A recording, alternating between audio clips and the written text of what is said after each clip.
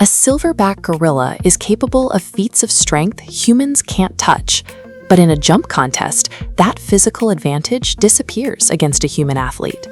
It's common for athletes to assume that adding raw strength will naturally result in a higher jump. We tend to view power as a single scaling metric. On paper, the gap is massive. A gorilla has roughly 10 times the absolute pulling and crushing strength of the average person. But put that animal under a basketball hoop and you'll see the disconnect. All that generated force fails to translate into significant lift. This points toward a tension between two different structural goals: moving a heavy external mass versus launching your own body through the air. This split-screen chart illustrates the divide. On the strength side, the gorilla's capacity is off the charts. But on the launch side, an average gorilla rarely clears more than 3 feet off the ground.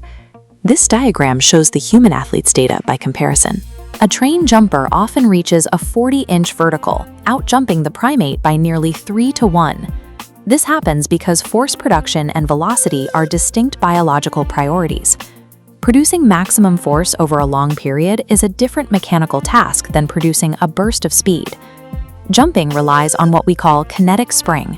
It requires tendons and levers that can release stored energy instantly, acting more like a catapult than a slow-moving hydraulic press. The gorilla's force-focused anatomy creates specific mechanical constraints on its vertical mobility. To understand why it struggles to leave the ground, we have to look at how its frame is actually assembled. This character reference sheet highlights a skeletal and muscular frame designed to prioritize pulling force. This side profile schematic tracks the gorilla's jumping handicaps: short leg levers and a low center of gravity. Notice the force vectors here. This low stance provides leverage to pull heavy objects or climb vertical vegetation without losing balance. But in a jump, that massive upper body acts as an anchor. The heavy chest and arms create a weight distribution that resists the lower body's attempt to generate upward momentum. For a climber, stability and grip are the primary metrics for survival. In that environment, explosive vertical flight is less useful than a low, stable center of gravity. The short levers and heavy torso that make the gorilla an effective climber are the same traits that limit its vertical kinetic output. The human athlete shows the structural opposite, a frame built for verticality rather than grounded stability. Look at this side profile diagram. The long femur, tibia, and high hips create a mechanical advantage. These legs act as a biological runway, allowing the athlete to apply force over a greater distance before leaving the floor. This is capped off by the Achilles tendon and high insertion calves, which create a rapid snap of energy at the end of the extension. However, these long, thin levers are poorly suited for lifting maximum weights from a dead stop. They lack the compact mechanical advantage of the primate build. The human's high center of gravity is inherently less stable, making them easier to knock over, but significantly faster to launch. High-level verticality requires the body to sacrifice ground-based stability and absolute grinding strength.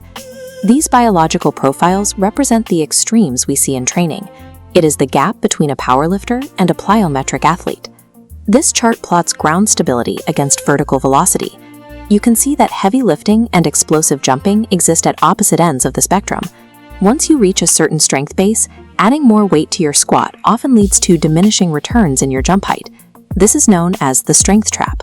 Focusing solely on knack strength can result in a body that is too dense to leave the ground efficiently, as the nervous system becomes optimized for slow, heavy resistance. You cannot simultaneously optimize for moving the heaviest possible external weight and moving your own body through the air. This flowchart provides a framework for choosing your path. It asks, is your goal moving external mass or your own body? To anchor against an opponent, follow the power protocol. But for basketball or volleyball, prioritize the spring protocol for elasticity and velocity. Power moves weight.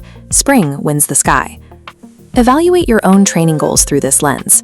If you ignore these biomechanical trade-offs, you risk training for stability when you actually need flight.